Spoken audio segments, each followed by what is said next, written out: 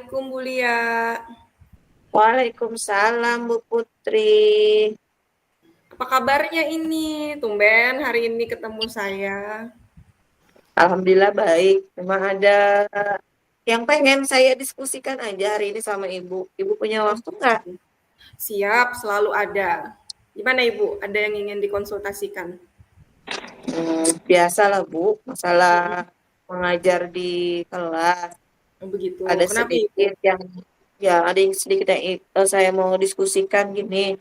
Saya Mm-mm. tuh kan ngajar di siswa jurusan agribisnis tanaman pangan dan hortikultura ya Bu ya. Iya, betul. Nah, saya itu mendapati nih kalau misalnya saat saya mengajar di kelas secara klasikal, Mm-mm. pembelajaran di kelas itu motivasi mereka itu tidak sebesar saat saya mengajar mereka untuk praktek di lapangan. Oke. Jadi hari ini Bu Lia datang untuk mengkonsultasikan tentang motivasi siswa ya Bu ya, untuk eh, lebih bersemangat lagi, tidak hanya pada saat mata pelajaran yang sifatnya praktikum, betul? Iya Bu, supaya mereka Hmm, semangat untuk belajar di kelas, mempelajari teorinya kan karena teori itu penting juga betul. dilaksanakan Ya, untuk praktek sebagai dasar mereka. betul. Ibu bisa ceritakan bagaimana prosesnya, jadi Ibu bisa mengidentifikasinya bahwa itu terjadi permasalahan di kelas. Ya, misalnya pada saat saya mengajar ya Bu ya di kelas itu mereka itu terlihat tidak aktif, tidak antusias, dan kadang terlontar perkataan begini, Bu, kapan kita praktek? Nah, padahal Mhm, saya memberikan kepada mereka, memberitahu bahwa teori itu sebenarnya penting sebelum mereka melakukan praktek. Nah, jadi iya, di situ terlihat bahwa kalau disampaikan materi teori itu mereka kurang bersemangat gitu loh Bu. oke. Sudahkah Ibu bertanya kenapa kira-kira kalian lebih bersemangat pada saat praktikum alih-alih pembelajaran teori? Eh, dari hasil diskusi saya nih beberapa anak yang saya tanya, mereka Ya, itu lebih senang melakukan praktek karena mereka terlibat langsung, melihat oke, bendanya langsung. Jadi oke. mereka lebih senang melakukan praktek daripada mendengarkan teori di dalam kelas. Mhm, mhm, mhm. Begitu ya Bu identifikasinya. Jadi dari siswanya itu sendiri ya Bu? Iya, mereka Oke. itu bahwa Ah, katanya kalau teori itu terlalu abstrak, sulit diterapkan dalam praktek, sehingga oke. banyak teori yang kata mereka itu tidak relevan Hmm, pada saat digunakan di lapangan. oke. Terus bagaimana respon Ibu pada saat siswa mengemukakan pendapatnya? Jadi respon saya pertama itu saya melakukan tes diagnostik awal untuk mengetahui gaya belajar mereka. Apa sih yang mendasari mereka? Apakah berpengaruh gaya belajar mereka? Ternyata setelah saya lakukan tes itu sebagian besar siswa saya itu cenderung gaya belajarnya itu kinestetik sama visual, sedangkan auditori itu kemarin itu cuman dua orang sekitar dari 21 siswa gitu Bu. Jadi sudah ada asesmen diagnostik ya Bu ya, ternyata dilakukan dan sudah teridentifikasi gaya belajar siswanya. Betul. Mm-mm. Ya. Oke. Kemudian untuk permasalahan yang dihadapi setelah mengidentifikasi, kemudian mengevaluasi, adakah usaha lainnya yang Ibu Lia lakukan untuk mengatasi hal tersebut? Kemarin tuh kan ada kegiatan komunitas belajar Bu di sekolah saya. Ya. Oke, Nah, di oke, situ menarik, menarik. kami belajar tentang pembelajaran berdiferensiasi. Oh Di situ begitu. ada diferensiasi produk, diferensiasi Hmm, konten, diferensiasi proses. hmm, Kayaknya saya akan mengimplementasikan pembelajaran berdiferensiasi dan kayaknya hmm, yang lebih efek itu berdiferensiasi konten deh kalau menurut saya hmm. hasil dari analisis saya tentang eh,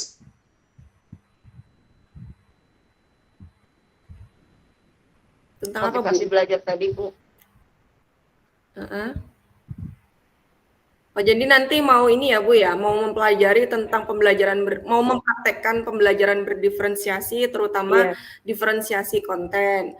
Eh, Ibu dapat itu kan dari komunitas belajar, kemudian ingin mempraktekannya. Kira-kira bentuk implementasinya secara nyata bisa dijabarkan nggak Bu rencananya seperti apa?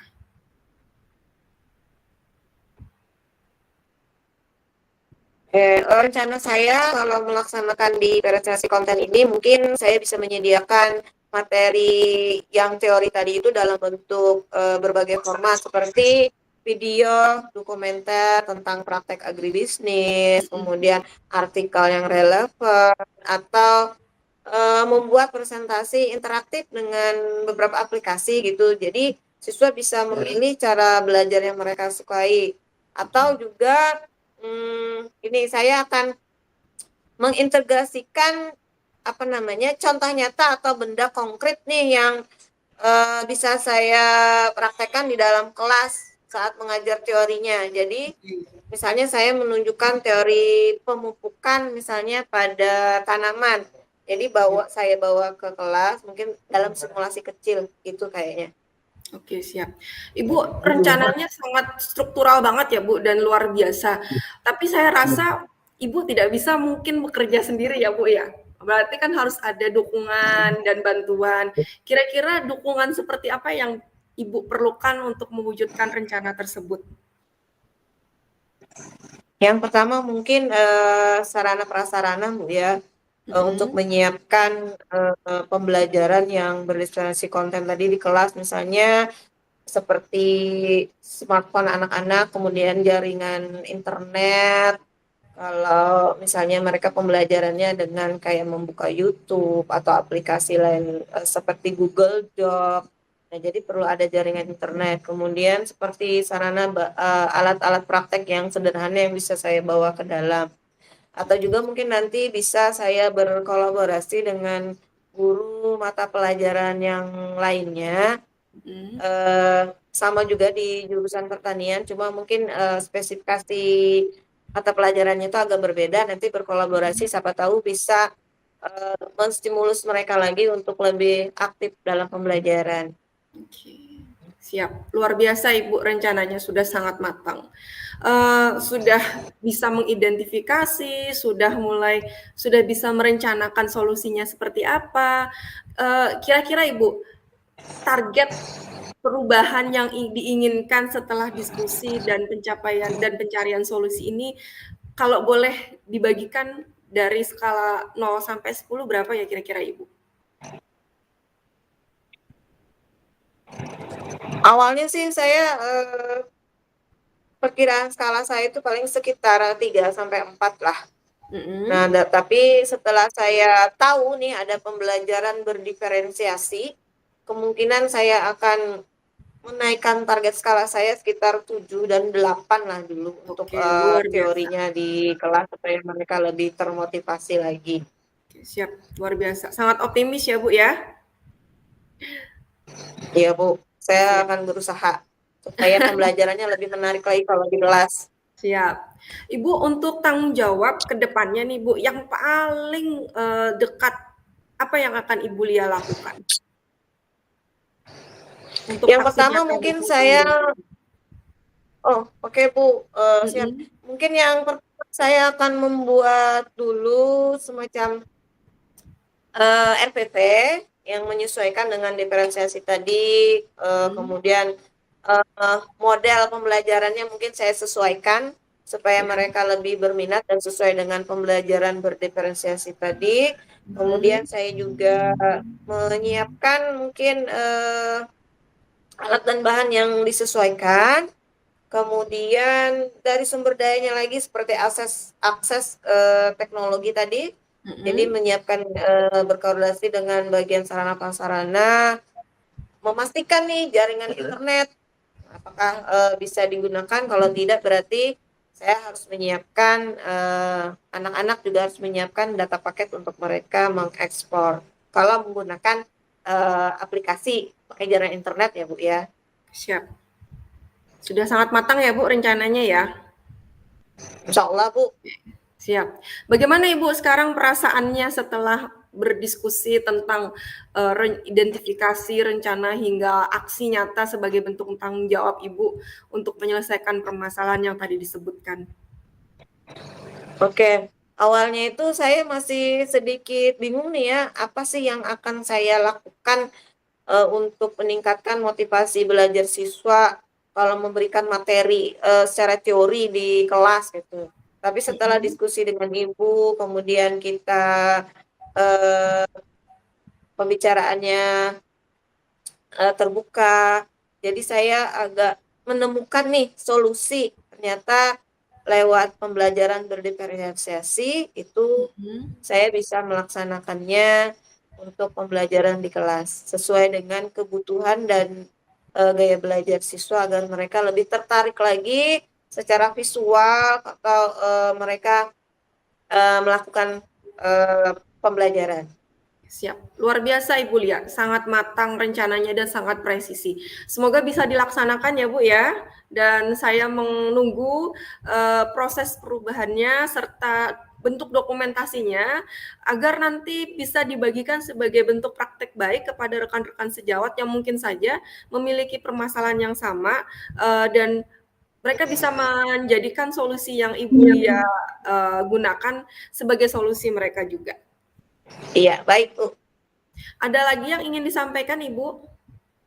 Sepertinya cukup sekian dulu, Bu. Nanti kalau misalnya ada permasalahan lagi, kita diskusi lagi, Bu ya. Oke, siap. Terima kasih banyak. Semoga sukses dan ke depannya bisa lebih baik lagi.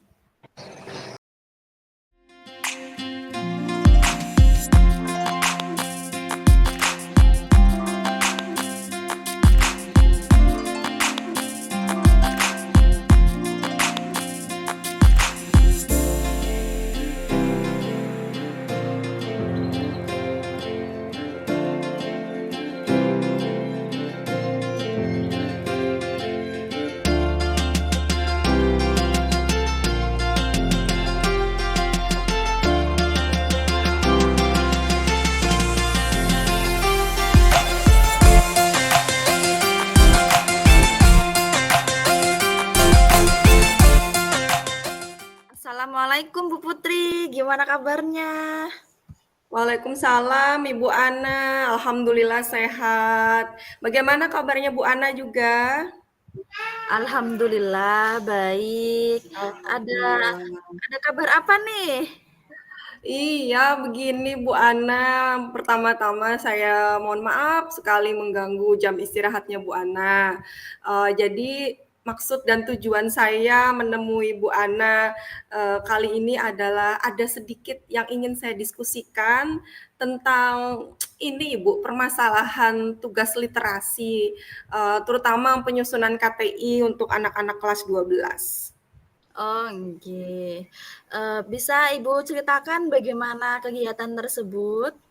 Nggih, siap.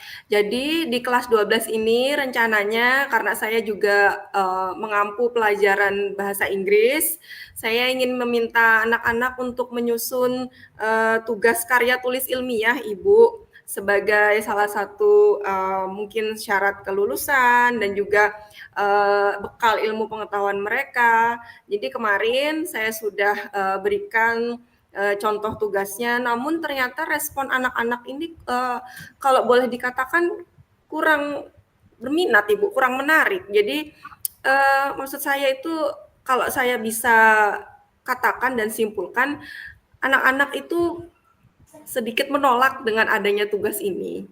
Begitu Ibu. Nggih, kira-kira dari percakapan ini apa yang mau sampean lebih utamakan dulu nih? Apakah meningkatkan Nggih, minat siswa membaca atau, dari sifat membaca kita perlu apa gitu? Sampean mana dulu yang kita nggih. Siap. Jadi pada saat saya berikan tugas KTI itu ya Bu, karena itu kan termasuk salah satu program kegiatan literasi. Saya tanya Mhm. anak-anak kok nggak suka bilangnya nggak usah lah Bu, gini aja yang biasa aja. Eh, saya tanya kenapa, apa ada permasalahan atau yang tidak diketahui. Terus pada saat saya mengevaluasi pemberian tugas tersebut, ternyata anak-anak itu saya amati ya Bu, kurang ada minat membaca. Sedangkan penyusunan KTI ini kan basicnya mereka harus banyak referensi yang dibaca sebagai bekal atau dasar dari penyusunan KTI. Kemudian setelah saya evaluasi lebih lanjut lagi, ternyata mereka juga kurang paham KTI itu seperti apa. Apa itu KTI, Bu? Apa itu laporan? Apa ini, apa itu? Bagi mereka, ini hanya sekedar tugas yang harus dipenuhi, dan itu bisa mereka dapatkan mungkin dengan cara cari di internet dan lain sebagainya. Kemudian saya juga menanyakan beberapa alasan kenapa jadi, mereka menolak adanya tugas KTI ini. Selain mereka tidak memiliki sedikit minat baca, pengetahuan yang kurang tentang KTI, saya rasa juga mereka kurang termotivasi untuk mengerjakan tugas KTI ini. Dari situ juga ini Bu, saya juga mengevaluasi diri saya. Ternyata juga permasalahan ini muncul dari dua sisi, tidak hanya dari siswa, ternyata juga bersumber dari saya sendiri, Bu. Oke, baik tadi dari penjabaran Ibu tadi, tujuannya itu ingin meningkatkan minat, kurangnya pemahaman anak. Terus idealnya sampean dalam meningkatkan minat siswa itu bagaimana? Seperti apa? Nah, siap Ibu. Jadi setelah saya kasih tugas terus responnya seperti itu, saya ajak bicara siswa-siswanya, dan saya juga merefleksikan diri. Ternyata saya menemukan kalau saya itu ini Bu, kurang variatif dalam menggunakan model dan metode pembelajaran itu sendiri. Kemudian untuk yang sehingga anak-anak ini saya rasa menerimanya secara kaku bahwa KTI itu ya tugas yang sangat susah. Jadi saya rasa saya harus mengubah sedikit model dan metode pembelajaran itu sendiri. Kemudian untuk yang minat baca, Ibu, saya menyadari sekali saya meminta siswa untuk membaca, tapi saya ternyata kurang menstimulasi mereka, baik secara teknis maupun non teknis. Saya hanya minta mereka membaca, tapi tidak mengarahkan bagaimana membaca itu yang baik. Mau dimulai dari mana dulu, kemudian saya juga kurang memberikan contoh bahwasanya ya kalau Ibu mau minta kita baca ya Ibu tunjukkan juga bagaimana minat Ibu membaca itu sendiri. Itu sih Bu setelah saya identifikasi hal yang saya temukan menjadi kendala mengapa tugas KTI ini menjadi hambatan. Kalau misalnya tadi dari semua tindakan yang sampean sebutkan, identifikasi yang sebutkan, kita kan punya skala ideal nih. Kira-kira Iya, kalau betul. idealnya saya kasih 10, sampean mencapai nggak sampai di situ? Untuk awalnya ya Bu, saya agak pesimis, jadi saya letakkan angka 3 pada saat saya pertama kali memberikan tugas KTI kepada siswa itu sendiri. Karena ya tadi dengan saya tidak mengetahui alasan mereka, saya rasa tugas ini tidak bisa berjalan. Namun setelah saya evaluasi, saya analisa, kemudian saya mencoba menyusun rencana Ibu dari evaluasi dan refleksi yang saya lakukan. Saya berharap akan ada peningkatan paling tidak ada di angka 7 dan 8 setelah saya mengidentifikasi dan mengevaluasi serta merefleksikannya. Kenapa saya begitu yakin akan ada peningkatan?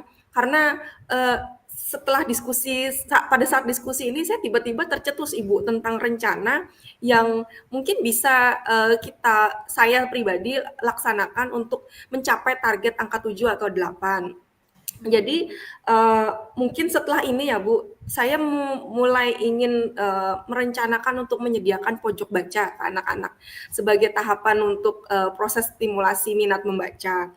Kemudian saya juga sadar diri untuk merefleksikan metode dan model pembelajaran saya agar lebih variatif dan kontekstual tentunya, sehingga anak-anak memahami kalau tugas KTI itu ternyata akan banyak manfaat dan dampak positifnya bagi mereka.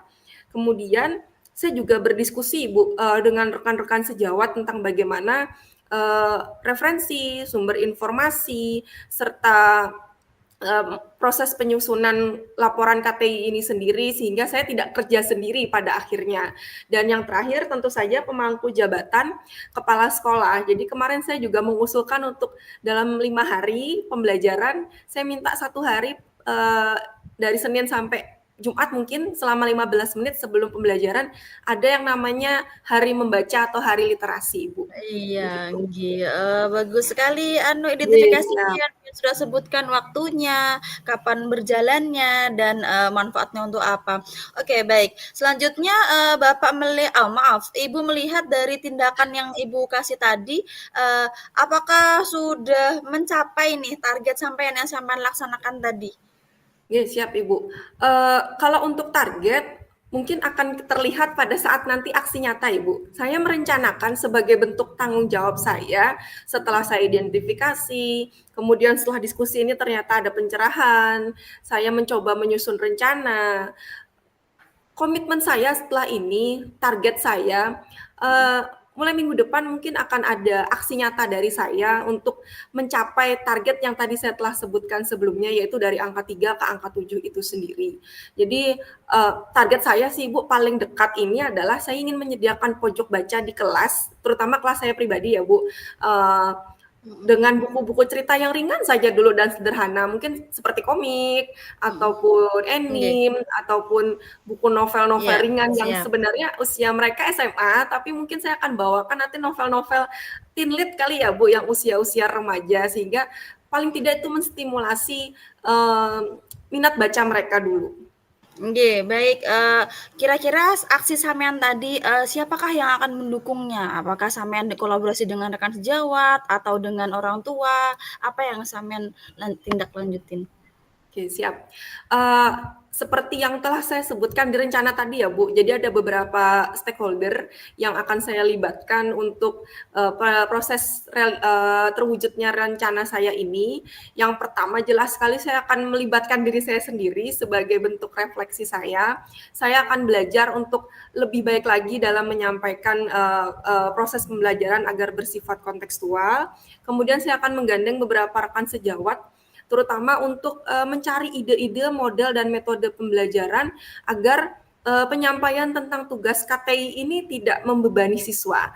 Iya. Harapan saya siswa akan lebih menikmati dalam penyusunan KTI ini sendiri.